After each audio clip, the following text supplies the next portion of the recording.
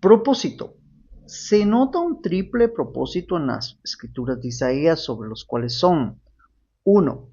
Primero confronta a su nación y a las otras naciones que existen en aquel entonces con la palabra del Señor, declarando su pecado y el juicio venidero de Dios sobre ellos. A. Judá. Isaías 1:2. Oíd cielos y escucha tu tierra, porque habla Jehová: crié hijos y los engrandecí, y ellos se rebelaron contra mí. B. Otras naciones. Isaías 13:5. Vienen de lejanas tierras, de los postreros de los cielos, Jehová y los instrumentos de su ira, para destruir toda la tierra. El primer punto que debemos de tocar en lo que es el propósito es algo interesante, porque Isaías habla a Judá, que era donde él estaba en ese tiempo. Sabe muy bien que estaba dividido el reino, pero Isaías desenvolvía su papel como profeta en Judá. Y tenemos que entender que para este tiempo ya Judá pues era reconocido como un pueblo obediente a Dios. Tenemos que entender que era solo una tribu de las 12, y que las 11 tribus de Israel era la otra parte de Israel, conocido como Israel. Perdón la redundancia, pero así era. Y entonces tenemos que recordar que este pueblo, como obediente a Dios, Dios le habla de esta manera y dice: creé hijos, pero me llama ante la atención porque dice: oí tierra y cielos. ¿Por qué Dios pone primero de testigo a la creación, podríamos decir? ¿Por qué no llama a Isaías? ¿Por qué no llama a otros siervos, a otras personas obedientes? Porque tenemos que entender que la mayoría, no estoy diciendo todos, pero la mayoría, eran muy pocos los obedientes. Quiere decir que la desobediencia en ese entonces era demasiado. Hablemos de un 95% en Israel y un 5% de obedientes. De tal manera que ese 5% no podíamos decir como que no podía desenvolver el papel, aunque sí, pero no exactamente. ¿Por qué? Porque ya a Dios nada más le quedaba, y él lo dice en Deuteronomio, que a los cielos y a la tierra pondría por testigos. Quiere decir que Dios en ese momento estaba confirmando que cuando estableció la ley y Moisés la dictó, llamó a la tierra y a los cielos por testigo, pero en esta parte los está volviendo a llamar, porque les está haciendo ver al pueblo de Israel, al pueblo de Judá en ese entonces, y les está diciendo: creé hijos y los engrandecí, y ellos, oiga bien, se rebelaron contra mí. Ellos desobedecieron. Ellos determinaron ya no hacer lo que yo quiero, ya no oírme, ya no atenderme. Para ese tiempo, Dios les estaba hablando, y tenemos que entender que es engrandecer. Dios les había dado paz. El engrandecimiento de Dios, yo sé que algunos pensarían primero economía o riqueza. Era parte también. Pero teníamos que entender que Dios les había dado ya su ley. Eso era una grandeza. El tener el conocimiento de las cosas de Dios es una riqueza, es una grandeza. El tener paz de Dios, el tener el amor de Dios, la atención de Dios, el templo de Dios.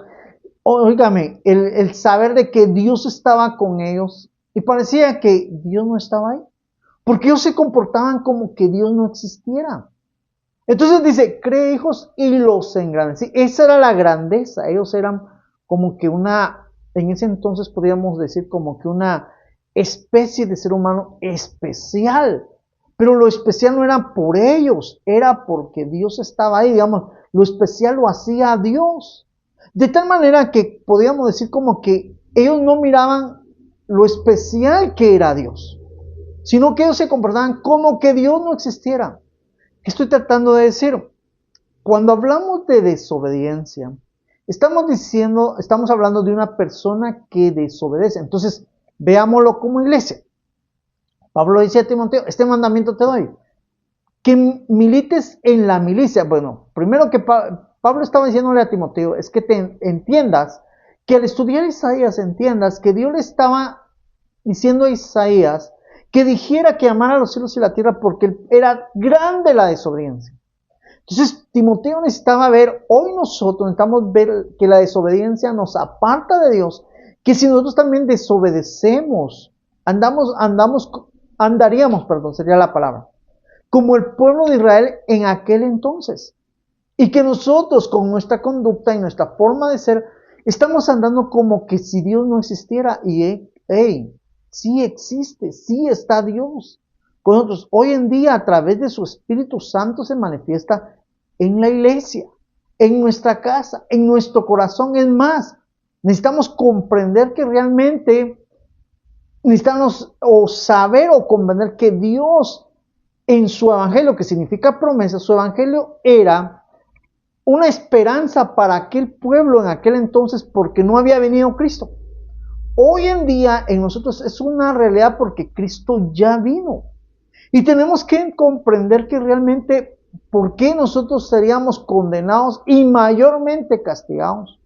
Porque en aquel entonces era como una promesa, y si se dan cuenta a veces cuando nos prometen algo, como todavía es considerado que tú dudes porque no lo ves. En cambio en nosotros ya vimos, ya Cristo ya murió, ya está en nuestras vidas. Ya es algo que es una realidad, no es promesa, ya es una realidad.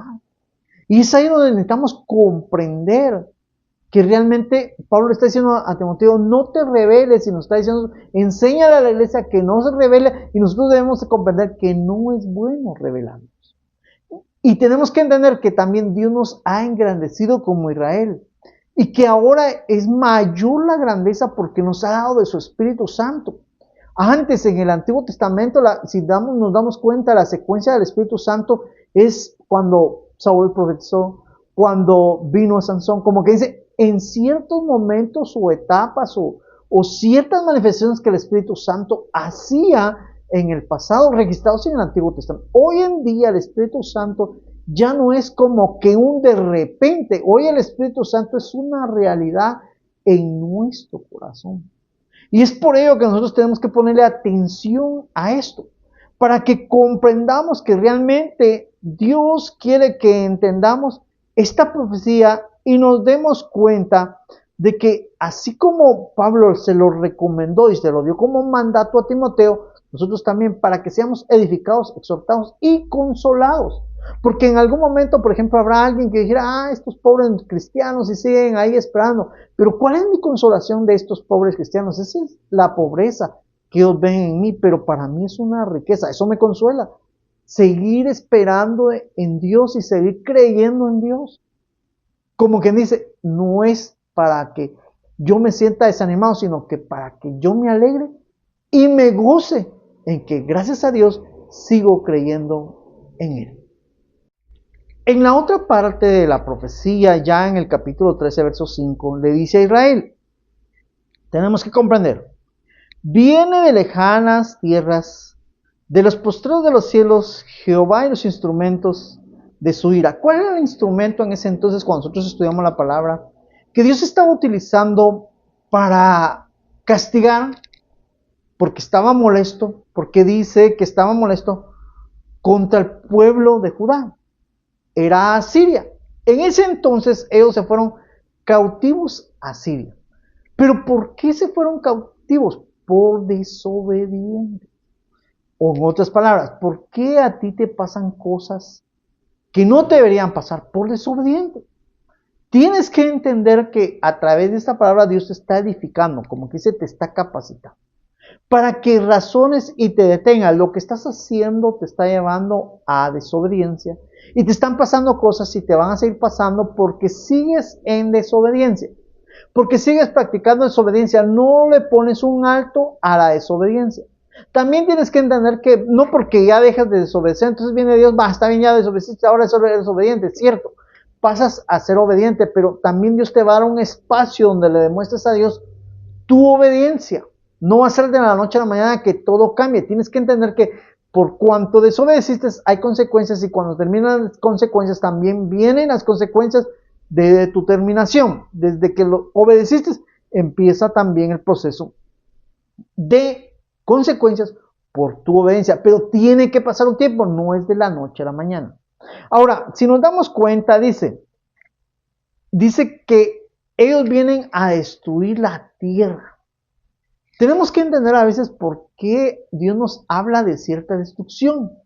Porque es preciso entender esto.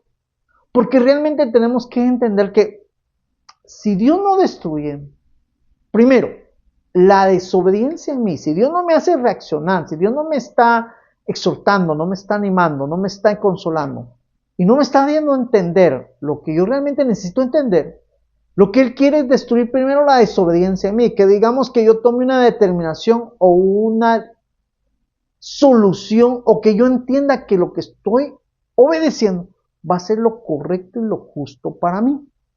¿Por qué? Porque Dios lo está diciendo y Él está diciendo que va a bendecir al obediente. Entonces, necesitamos comprender todo ello para que nosotros realmente nos demos cuenta que la desobediencia o la destrucción no viene porque Dios quiere o porque esté molesto o porque a Dios se le ocurrió hacerlo, sino es porque nosotros desobedecemos. Eso es lo que vemos en el primer punto del proceso.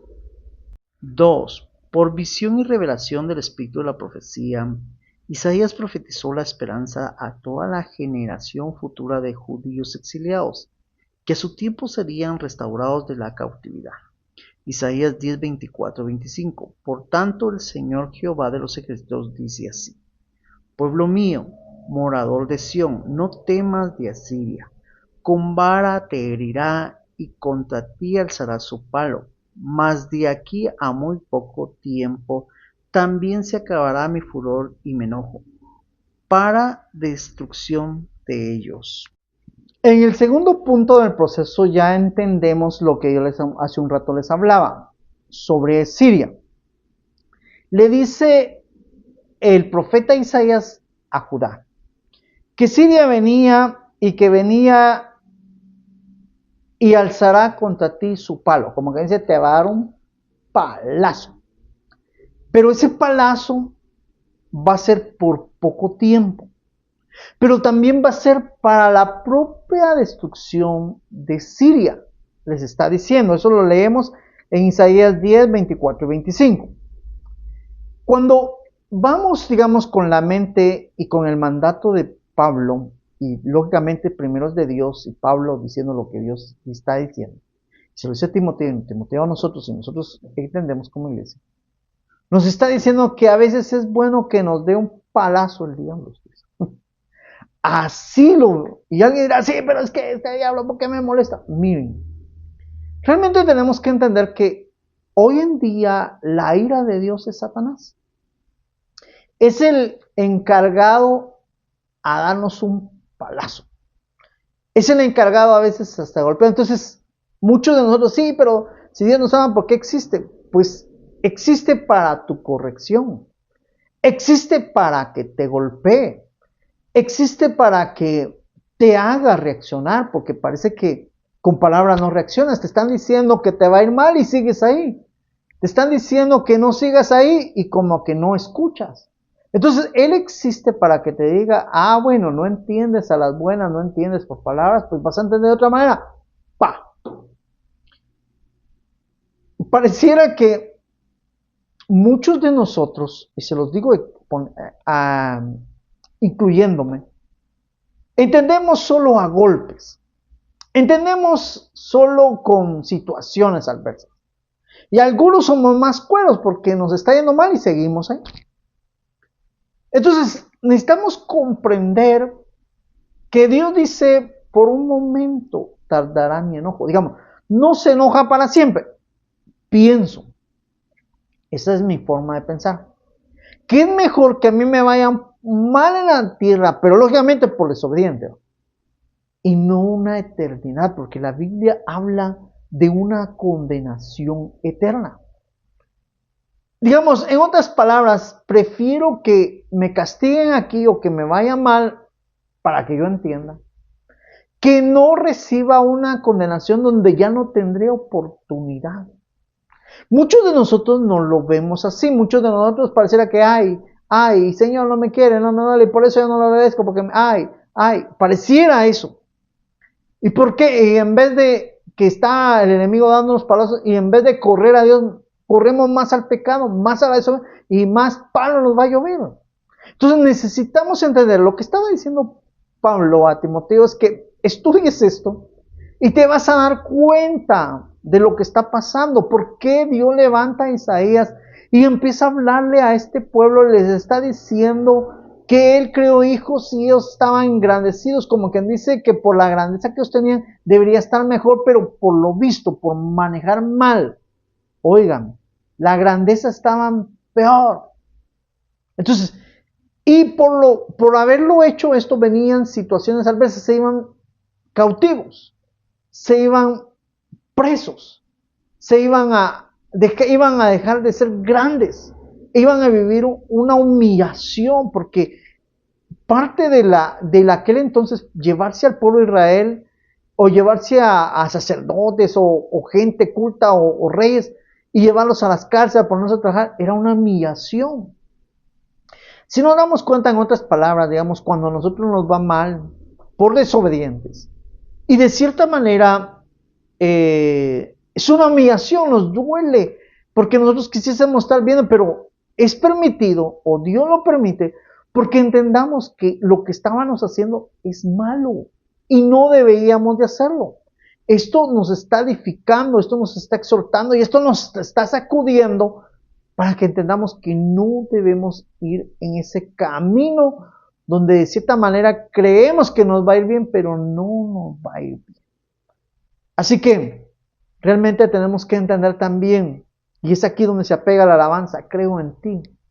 Y como le decía, a pesar de las dudas, tenemos que entender que realmente nuestra humanidad nos está llevando hacia un lugar, pero la palabra de Dios nos está diciendo, no sigas ese lugar, sino corrige, busca otro lugar, que lógicamente estamos hablando a Dios.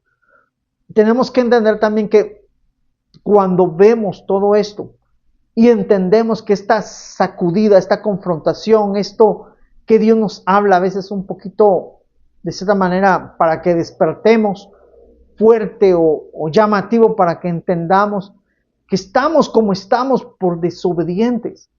Y seguiremos ahí hasta que determinemos dejar la desobediencia. 3. Por último, profetiza que Dios iba a enviar al Mesías cuya salvación incluía la esperanza al pueblo de Dios bajo el antiguo y el nuevo pacto. Isaías 11:4, sino que juzgará con justicia a los pobres, arguirá con equidad a los mansos de la tierra, y herirá la tierra con la vara de su boca, y con el espíritu de sus labios matará al impío.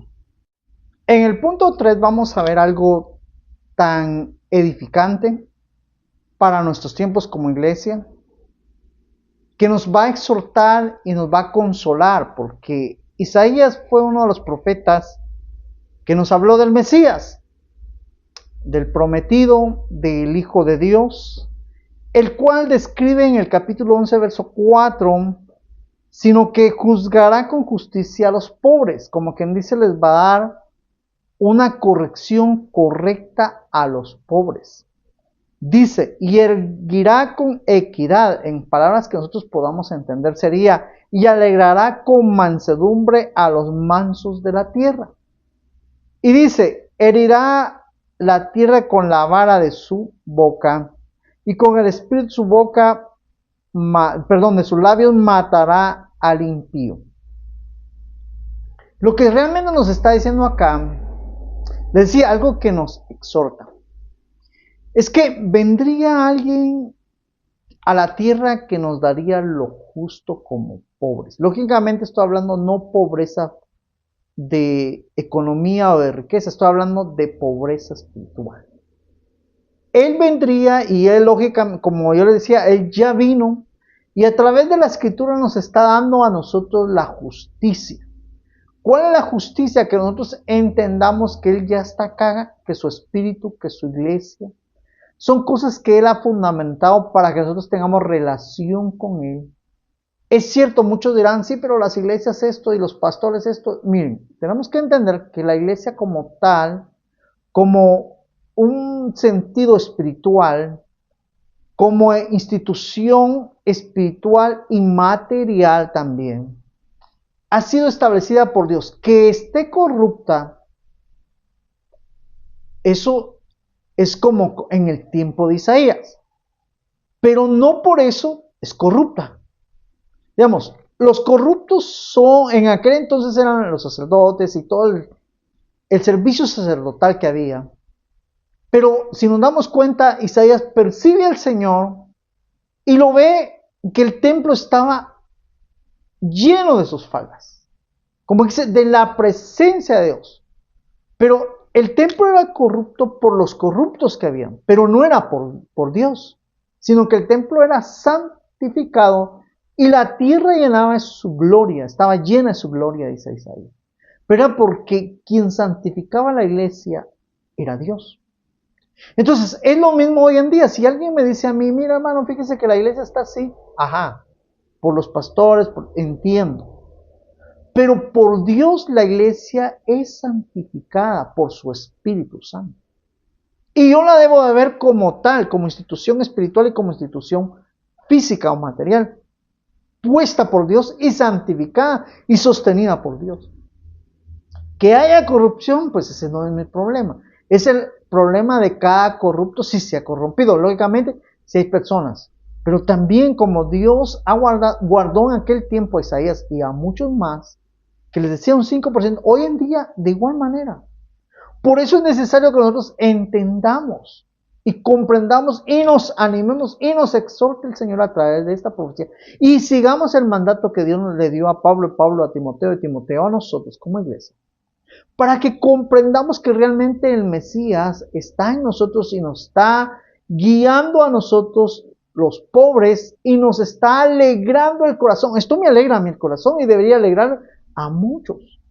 Entender que nos está alegrando con bondad, con misericordia, nos está consolando y diciéndonos la iglesia santificada por Él, no por los predicadores. Que haya un mensaje que realmente alguien me dijera, me dice a mí mucho, miren hermanos, que solo mensajes de pidiendo diezmo, pidiendo ofrenda. Miren, el diezmo y la ofrenda son necesarios para que la iglesia tenga ministerio de alabanza, tenga ministerio de predicación, tenga ministerio de evangelismo, tenga que los pastores lo utilicen para comprar carros, que lo usen para comprar sus comidas, que lo usen, ese ya es la responsabilidad de los pastores. Tenemos que entender que el Señor dijo, y haya comida en mi casa. De cierta manera, nosotros tenemos que entender que los pastores deberían proyectar todo esas ofrendas para las cosas de Dios. ¿Y tienen derecho ellos a comer? Claro que sí, también tienen derecho ellos a comer. ¿Tienen derecho a comprarse un carro? Sí, un carro moderado, que en un momento no se lleve todo el diezmo, sino que cierta parte del diezmo. Tenemos que entender, pero eso es responsabilidad de ellos. No es tuya, no es mía. La responsabilidad mía y tuya es obedecer a Dios y llevar los diezmos. Y aunque lo mal use alguien, ese es su problema. ¿Sí? Pero nosotros tenemos que llevar lo que la Biblia nos estudia a nosotros y dice que haya comida. Como que dice, estamos como colaborando con el reino de los cielos. Que de cierta manera Dios sabrá qué hacer con los pastores. Dios sabrá si hay pastores corruptos. Espero que no. Pero si hay, Dios sabrá qué hacer con ellos. Así que tenemos que animarnos. Segundo, dice, y herirá la tierra con la vara de su boca. Tenemos que entender que cuando habla así y con el espíritu de sus labios matará al impío. ¿Qué está diciendo ahí? Nosotros a veces, por ejemplo, estoy hablando ahorita de corrupción de pastores o algo así. Espero que no haya. Espero que. Y si hay, pues Dios se va a encargar. Esa es la parte que quiero explicar. Dice que destruirá con el espíritu de sus labios al impío. ¿Qué es un impío? Es una persona que ya conoce las cosas de Dios, es una persona que ya entiende la palabra, es una persona que de cierta manera ya ha sido formada en las cosas, pero no, quiere seguir haciendo lo malo. En la iglesia, dentro de la iglesia, esa persona espiritualmente hablando ya fue muerta, ya está separada de Dios espiritualmente. Que aún no muera física, eso Dios lo va a determinar. Porque acordémonos, Dios es un Dios de oportunidades. Y así como a mí me dará mucho, se las va a dar a todos. Pero de cierta manera, ya lo separó. Tenemos que entender que cuando nosotros practicamos la impiedad dentro de las cosas de Dios, somos desobedientes, estamos separados, y van a haber consecuencias si era lo que yo explicaba. ¿Esto nos edifica? Claro que nos edifica, nos capacita, claro que nos capacita, porque nos hace entender que así como a ellos les va mal, a nosotros también nos puede ir mal. Nos exhorta, claro, porque nos está sacudiendo, para que nosotros entendamos que no debemos practicar lo mismo, claro, y nos está consolando, sí, Dios lo va a arreglar, no hay necesidad que nosotros tampoco lo arreglemos, no hay necesidad que nosotros empecemos a hablar, sí, los pastores son aquí, los pastores allá, no hay necesidad, confiemos en el Dios justo, que nos guiará con justicia, con bondad a todos, hasta el impío, pero si el impío persiste en ser impío, será muerto, dice. Y esa ya es una consecuencia mayor si no obedece a Dios. Así que realmente los libros de los profetas nos van a traer cosas muy bonitas, muy hermosas. Y con esto terminamos Isaías y espero que esto empiece a darte el deseo de seguir buscando a Dios. Créeme, busca a Dios, ve a la iglesia, ponte a orar, busca conforme la Biblia nos enseña que debemos de buscar. Y si no puedes ir por el trabajo, entonces órale a Dios. Dios de alguna u otra manera te va a dar la fórmula. Pídele a Dios hacer lo que quieres hacer, debes de hacer como un hijo obediente. Así que te veo en Jeremías.